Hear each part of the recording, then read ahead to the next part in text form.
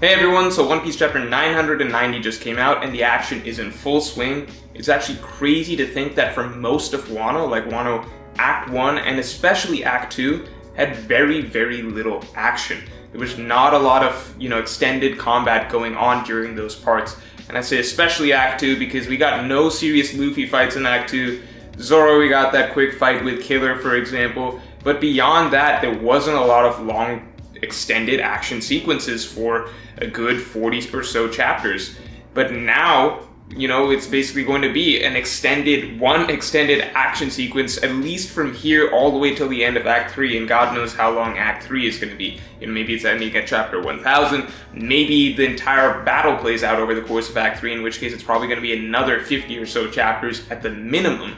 But it's just cool to see One Piece being so action-oriented again. Not to say that, the story build-up is obviously more important than the finale action scenes, or at least as important, but it's finally, that payoff period of time where all of that story build-up is finally culminating in the big battle, and it's just cool to see, it's very Marineford-esque what we're seeing right now, at least throughout this chapter, where you see, hordes of enemies going after hordes of enemies, and you see like little glimpses and snippets of various characters just in the fray. And we haven't gotten anything like that in a little bit. It's been a good, maybe towards the end of Whole Cake Island, but even in Whole Cake Island, the protagonists were a very small group, maybe Dressrosa, but honestly, Marineford is the only thing that's really comparable to what's going on right now, and it's just going to keep building from here. Like, this reminds me very much so of the start of Marineford, where we're just seeing all of Whitebeard's crew, jumping off the ships, landing on the actual Marineford Island and charging in, and the Marines throwing their guys at them as well. It's just really cool to see. One Piece has set up this war, so well, and I just think that One Piece, at least among shonen, is the best at doing these sort of large-scale wars. So I'm looking forward to the continuing stretch of Act 3 that we have here. Now, in terms of like what actually happened throughout the chapter, we start with Sasaki's stuff. There's not much there because Sasaki and Kyoshiro, I can't even tell right now whether or not that's being set up for a fight. I'd like to think that we're going to get to see a bit of a fight, but at the same time, Kyoshiro is currently occupied with Kaido, so whether or not Sasaki's going to be able to get up to the top of Onigashima and actually have a bit of a skirmish with him, who's to say? And on top of that, in terms of my personal preference, I would like to see Sasaki go to, one of the Straw Hats, like preferably Jinbei, because, Fishman versus Fishman matchup, that just seems cool to me on paper. But I just generally would like to see a lot of the Tobiropo, like as many of them as possible, go to the Straw Hats, because I just want to see fights for them. I'm like, not to say I don't like the Scabbards, but if anybody's going to be getting the more special fights, I would prefer it to be the Straw Hats. So the idea of Sasaki versus Kyoshiro, cool, but I'd rather it be like Sasaki versus Jinbei or something along those lines. Now, that being said, it does look like we are going to get Inuarashi and Nekomamushi versus Jack. Now, a lot of people know that for a long time I've been saying that Luffy versus Jack is going to happen. I still strongly believe that, but I'll explain my thoughts on that in a minute, basically how I think Inuarashi and Nekomamushi versus Jack is going to go. I'll start by talking about the Minks. This, I'm not going to say I feel like disappointed isn't the right word. It's more so maybe my expectations were too high. But look, one of my favorite chapters in Whole Cake Island was the Sulong transformation, largely because it was visually just such a cool chapter to read, right? Like, the way that Oda depicted the Sulong transformation just for Carrot was just such a, it lent itself artistically to a lot of really, really cool shots. Now, I had been hoping that the mass Sulong transformation would involve, that same level of effort, but like, times 20 with all these Sulongs going off and everything like that. And I was hoping for like a lot of close-ups of these different transformations and everything like that. That was probably asking for too much. Oda's a weekly mangaka writer or artist. It's hard to put in that same level of effort into each one of these Sulongs. So, we get to see them kind of en masse, but we don't, it's not going to be the same as with Carrot, right? Like, it's not going to be that same level of detail or effort put into each Sulong. And that's totally understandable. There's a lot more going on this chapter. All I can say is I hope that at least with Inuarashi and Nekomamushi, I like to think that's why he kept them as silhouettes for this chapter, because, at least with them, he's probably going to put in, hopefully, that same level of, Carrot type effort, because they're the strongest Mink, so I hope to see them in, I hope that their forms, their fully powered up forms are, just as badass, if not more so than Carrot's. Now, that being said though, it was cool to see all of these Minks flying around in Sulong form, like literally flying around, like tearing through the Beast Pirates. And mad respect to Jack, because it looks like Jack's the one holding down the fort essentially for all of the Beast Pirates, because he's not going down to these Sulongs. And that's actually really impressive if you think about it, because like, a little bit of power scaling here. I would assume that Carrot is not as strong as like the Musketeers or like the main Guardians or whatever, right? Like Carrot is, you know, she seems strong for a Mink. Definitely strong for a Mink, but I don't know if she's got that rank or whatever yet. Like, you know, she's not Pedro. I would assume Pedro is above her and such. Obviously the Duke's way above her. But we saw from Carrot's Sulong transformation just how ridiculously effective that was. Even against someone like Daifuku, he was having trouble catching her. He couldn't catch her, and she just tore through basically a small fleet of ships by herself. So to think that Minks that are just as strong as Carrot, if not stronger than Carrot, are all also in Sulong form, and they're not able to take down Jack, I mean, that's really big. I think it's easy to forget or kind of underestimate just how strong Jack is supposed to be, because, you know, he's had some not so good showings in the past, but to be fair, that probably just means that those characters, you know, Inarashi, Nekamamushi, Ashura Doji, they're meant to be very strong characters. Obviously Zunisha's an island. I think there's no shame in losing to a literal island. So I just think that this is a good little showcase of how strong Jack is actually supposed to be, and what a tank he is. I mean, I talked about that in my, you know, Luffy versus Jack theory video, but like, Jack's main strength so far, to me at least, has seemed to be just the fact that he's a tank. Like, it's really hard to put him down. Like, he goes through a lot of damage and takes a lot of damage. You could call them L's or whatever, but he takes a lot of damage, and it's just really hard to put him down. Like, he'll keep fighting for 5 days, he'll survive an island hitting him, etc. So I think that's really cool to see, you know, a bit of Jack, you know, getting some sort of spotlight in terms of how strong he is, just holding down all of these Minks while Kaido's just chilling. Also, it's kind of funny to me that Kaido has not done a damn thing so far.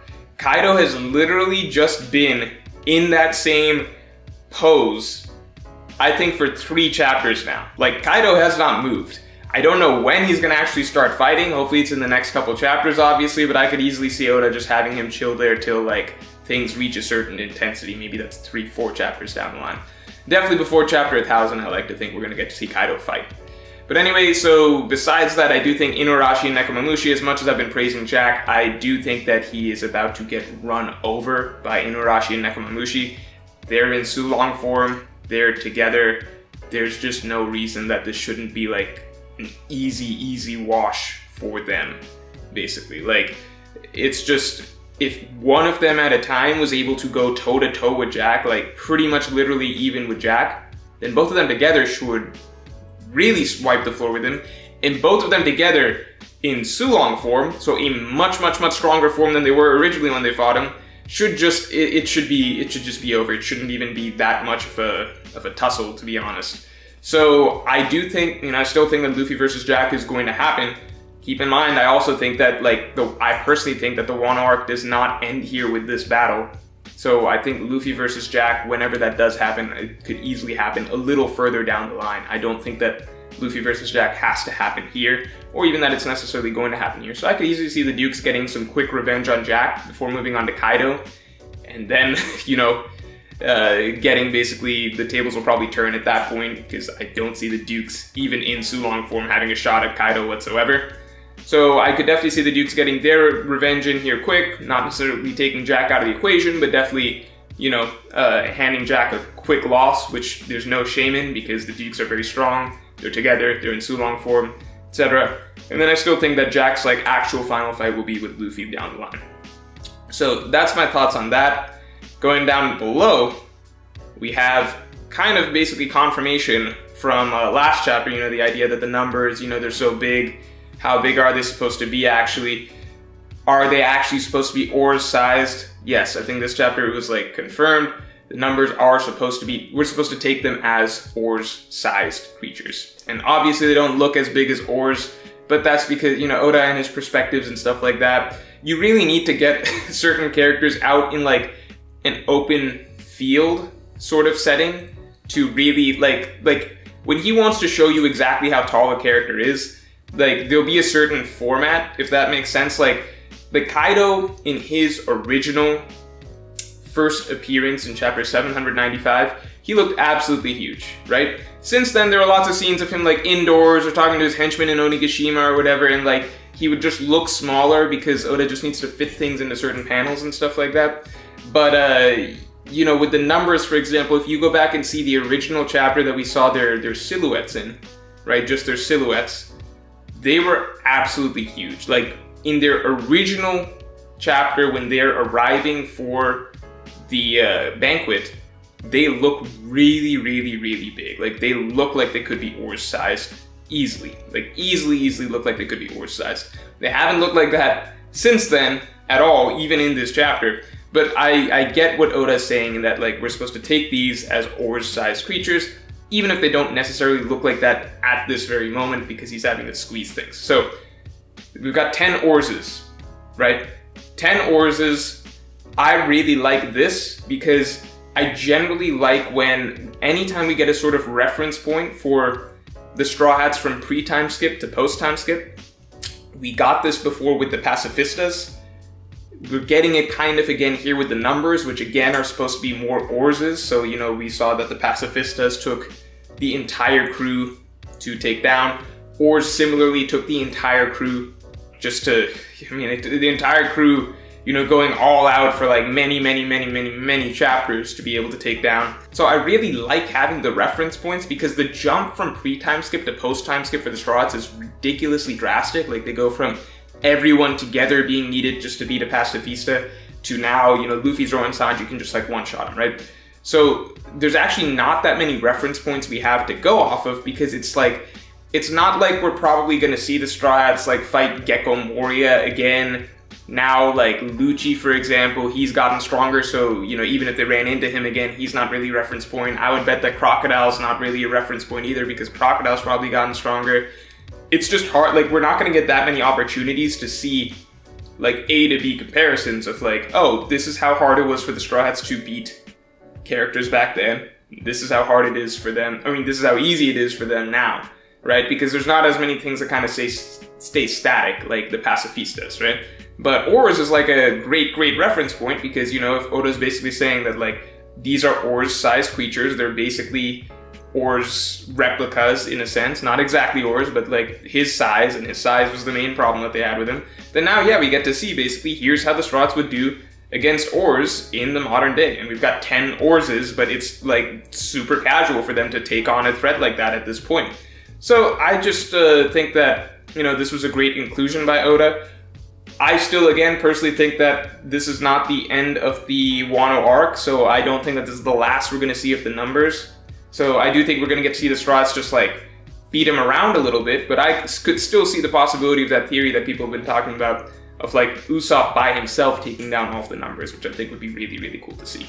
So the little fight scene that we got here, I really enjoyed it. It was juxtaposed with the scenes with Hawkins, X-Drake, Who's Who, and then finally Queen, which I thought was like a little clever way for Oda to time things up. So starting, of course, with Hawkins' prediction, that man is, you know, only 1% chance to live.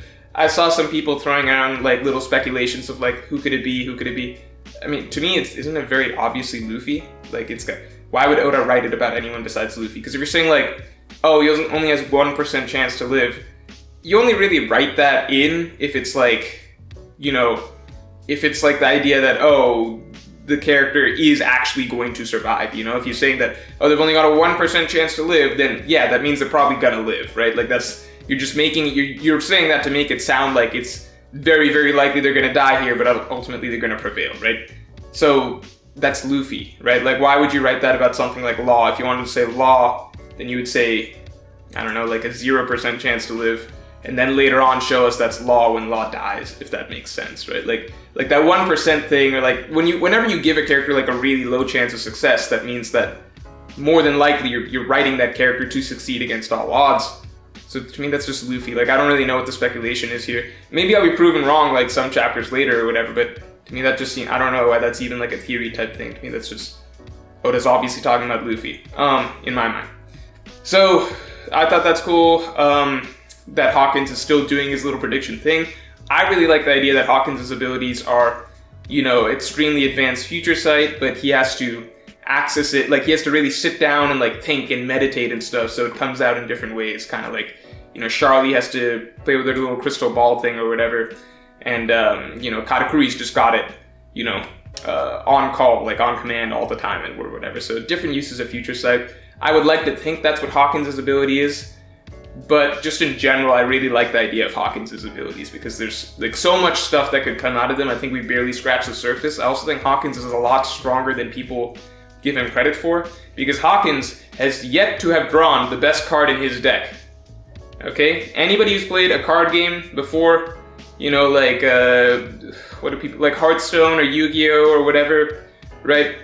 You know that a lot of it comes down to RNG, and like if you draw your right cards. So if you brick and you draw your bad cards, then you'll lose. But if you draw your best cards, it's like a whole different ballgame.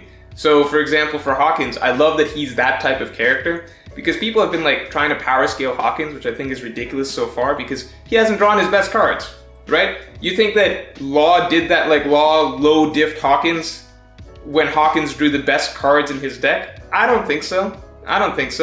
We saw him draw a couple of good cards against Zoro, but it didn't sound like he drew his absolute best cards. So Hawkins is a very interesting prospect to me, because I think we have no idea how strong he can actually be. If you remember, going back to pre-time skip, Hawkins was the, I want to say, third highest Supernova bounty, right? So Oda was building him up at that time.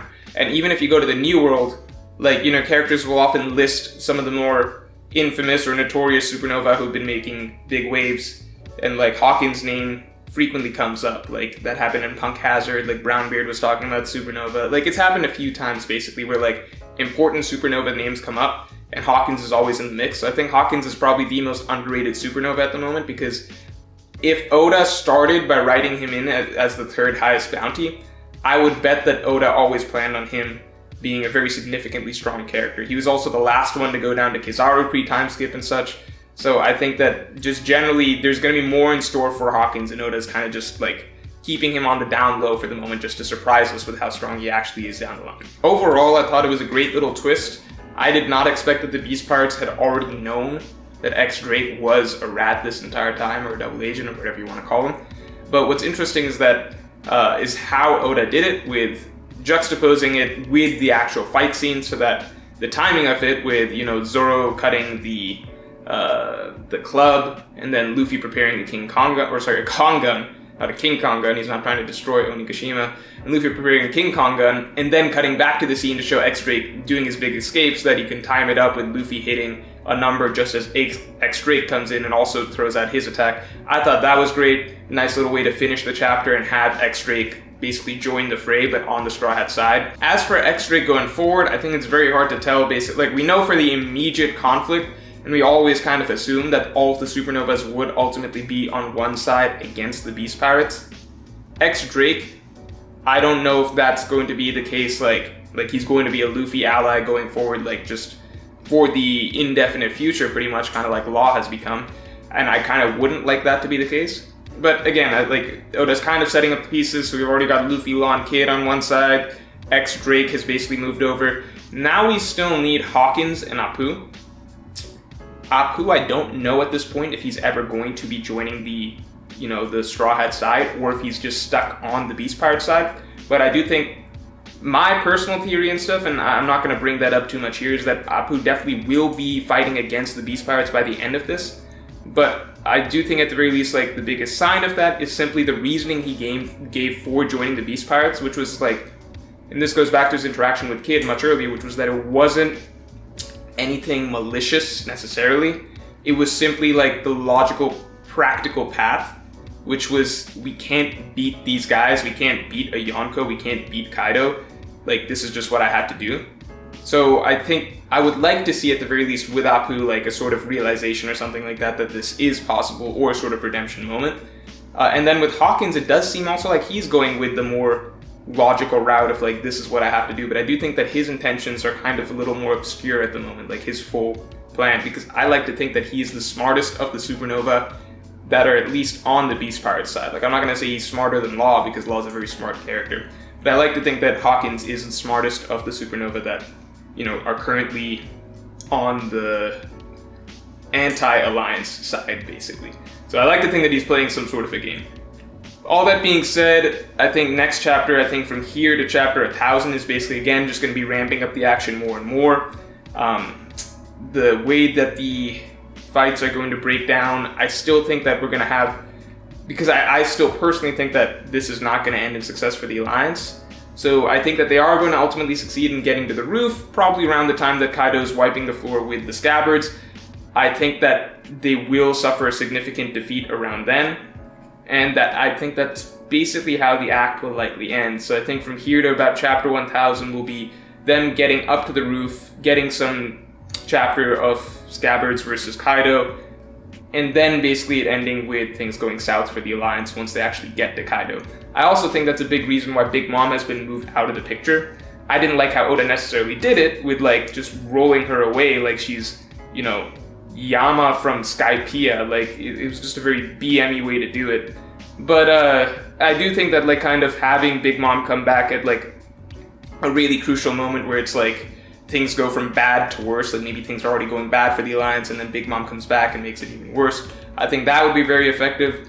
So just in general, I think that we are going to get some sort of rising hope for the Alliance, probably definitely as they travel up towards the top of the skull. And then hopefully around then a sort of crushing defeat or something like that. At least that's what I'm hoping for. That's what I believe will happen, but we'll have to wait and see. And I think Act 3 will close around then. So that's all for this video. If you enjoyed, then definitely like, comment, and subscribe. And I will talk to you all next week.